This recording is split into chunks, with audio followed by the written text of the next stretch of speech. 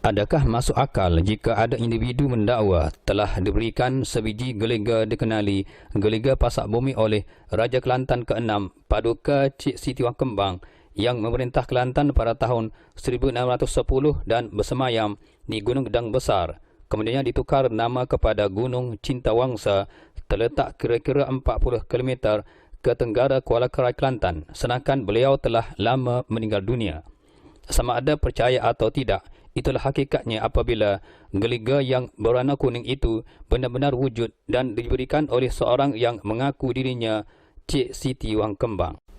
Di sebalik kisah yang dianggap pelik ini, wartawan Siar TV cuba mencungkil dari pemiliknya yang juga pengamal rawatan tradisional dan ilmu gaib Darus Mutalu dari Kampung Kedai Mulung, Kota Baru, Kelantan. Katanya, pada suatu hari Jumaat jam 11 pagi pada tahun 2007, beliau bersama-sama isterinya berkunjung ke sebuah taman serendah sekebun bunga milik Cik Siti Wang Kembang, dulunya dikenali sebagai Kota Tegayung yang terletak di Pangkal Kalung, Ketereh, Kota Baru, Kelantan, untuk tujuan mencari ketenangan selain menyedut udaranya yang segar kerana tempat tersebut agak teduh dan suasananya juga agak mempesonakan. Disebabkan sering ke tempat itu, lebih-lebih lagi pada hari Jumaat, beliau yang tidak menyangka dapat menyaksikan dua orang perempuan tidak dikenali muncul di taman itu di mana kedua-duanya mempunyai persamaan. Setelah diberitahu oleh isterinya bahawa itulah Paduka Cik Siti Wang Kembang, Raja Kelantan ke-6 yang dimaksudkan, dan tempat beliau hadir ketika itu dikenali Kota Tegayung yang merupakan tempatnya bersemayam pada masa silam beliau mula akur. Tambahnya, ketika disaksikan kedua-dua orang perempuan itu agak seiras, namun salah satu jelmaan itu berambut panjang manakala Cik Siti Wang Kembang sebenar agak berbeza dengan mengenakan sehelai tudung Arab agak labuh berwarna kelabu, termasuklah busana yang dipakainya. Sangkanya ada pengunjung berketurunan Arab turut santai-santai di situ, tetapi setahunya Cik Siti Wang Kembang sebenar memang berketurunan Arab yang merupakan seorang pedagang. Beliau cuba membezakannya setelah melihatnya buat kali kedua, mendapati salah satu makhluk itu adalah jelmaan dan memang agak berbeza apabila kedua-dua kakinya tidak berpijak bumi. Cik Siti Wang Kembang sebenar pula didapati kaki kirinya berpijak bumi, manakala kaki kanannya pula tidak. Seraya tangan kanannya menggenggam sedikit tanah dari sebelah kanan tubuhnya untuk tujuan menguji yang manakah jelmaan atau sebaliknya, menyebabkan makhluk yang menyamar itu bertempiaran lari lalu terus gaib. Katanya, beliau nampak perempuan pertama itu kedua kakinya tidak berpijak bumi. Perempuan satu lagi itu sebelah kakinya berpijak bumi, manakala sebelah kanannya di awang-awangan. Beliau gumpal tanah di sebelah kanan kerana mahu tahu yang mana jelmaan dan yang mana asli. Tiba-tiba yang menyamar itu terus gaib. Setelah menyaksikan jelmaan tersebut gaib, Cik Siti Wang Kembang sebenar terus masuk ke dalam tubuhnya. Dengan tidak disangka-sangka, ketika isterinya sedang bersandar di sebatang tiang di taman berkenaan, bahu isterinya itu tiba-tiba dicuit seseorang.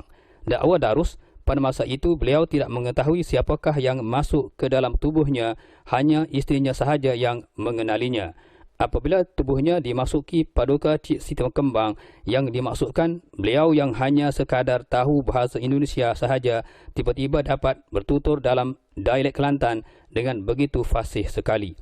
Melalui Darus Mutalu, beliau bertanya isterinya dalam dialek yang dimaksudkan tentang tujuan dia datang ke sini.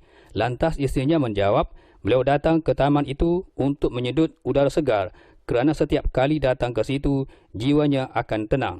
Pada masa itu juga, isterinya agak terkejut Dengan secara tiba-tiba, suaminya itu bersuara seperti perempuan. Lantas dijawab itu bukanlah suaminya, tetapi Cik Siti Wang Kembang. Menurutnya, ketika itulah Cik Siti Wang Kembang itu menyatakan ada sesuatu yang ingin diberikan, iaitu geliga pasak bumi, dan isteri beliau meminta agar geliga itu dihantar ke rumah. Dan menurut Cik Siti Wang Kembang, selepas beliau solat asar, akan ada benda di atas sejadah beliau nanti. Menjelang petang, mereka berdua pulang ke rumah untuk menunaikan solat asar. Setelah Darus selesai menunaikan solat, beliau pun bangun dari sejadah dan dengan tidak sengaja, beliau terlihat ada objek bulat muncul di atas sejadah yang dimaksudkan. Apabila terlihat oleh isterinya akan objek bulat berwarna keemasan itu, beliau akur dan mengakui bahawa objek tersebut adalah pemberian Cik Siti Wang Kembang berupa sebiji geliga. Selepas memperolehi geliga tersebut, Cik Siti Wang Kembang meminta mereka berdua berkunjung ke taman itu sebagaimana selalu selama 7 hari berturut-turut. Namun, mereka hanya mampu ke tempat itu selama 3 hari sahaja kerana isterinya demam. Disebabkan gagal mematuhi kehendak Cik Siti Wang Kembang itu, pada suatu hari semasa di rumahnya, isterinya terdengar suara burung yang agak pelik dari kebiasaannya. Burung tersebut amat cantik, bulunya agak halus dan terdapat warna kekuningan bercampur coklat dan biru. Kata orang burung tersebut dikenali burung cendrawasih. Burung itu bertandang ke rumahnya selama 3 hari berturut-turut dengan suara yang sama. Masuk hari keempat, isterinya mengajaknya ke taman itu dan ketika tiba di sana, tubuh Darus Mutalu terus dimasuki Cik Siti Wang Kembang. Ketika itulah Cik Siti Wang Kembang itu bertanya kenapa mereka tidak datang ke taman itu selama 7 hari seperti dipinta. Dan menurut isterinya, dia tidak sihat dan kerana itulah permintaan itu tidak dapat dipenuhi. Justru Cik Siti Wang Kembang meminta agar mereka mencukupkan jumlah hari yang masih tinggal, iaitu selama 4 hari untuk datang ke taman tersebut.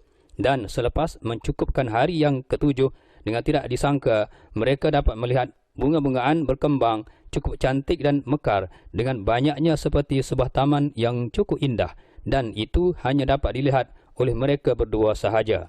Melihatkan keindahan bunga-bungaan yang terdapat di taman itu, isterinya meminta izin untuk memetik salah satu bunga yang terdapat di situ dan Cik Siti Wang Kembang mengizinkannya.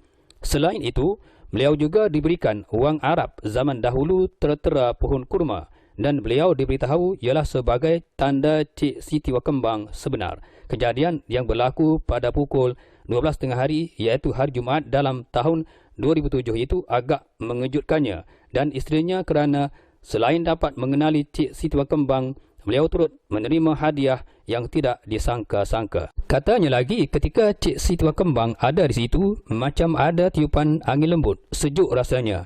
Hairannya, waktu tengah hari pun rasa sejuk.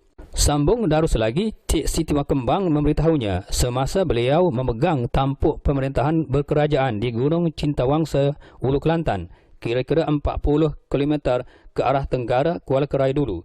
Geliga pasak bumilah yang menjadi temannya dan kerana itulah seluruh rakyat jelata termasuk golongan yang hebat dan handal-handal hidup di bawah kerajaannya dengan aman sentosa tanpa sebarang sengketa selain untuk menjaga keselamatan dirinya. Tambahnya, bukan sahaja geliga pasak bumi yang berkemungkinan disimpan oleh Cik Siti Wang Kembang di sebelah atas tebing tersebut yang pada masa dulu merupakan singgahsananya sebagai kerajaan keduanya yang banyak memaparkan tentang sejarah silam. Namun baginya banyak lagi batu-batu permata lain yang wujud di situ yang tidak diketahui oleh orang ramai dan pengunjung yang sering ke taman itu.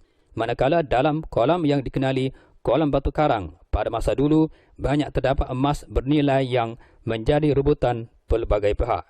Katanya lagi, Cik Siti Wang Kembang memberitahunya geliga pasak bumi yang diperolehinya itu boleh dijual dan beliau memang tahu bahawa mereka berdua tidak ingin menjualnya. Namun, disebabkan geliga berkenaan ada yang lebih memerlukannya adalah amat munasabah ia dijual.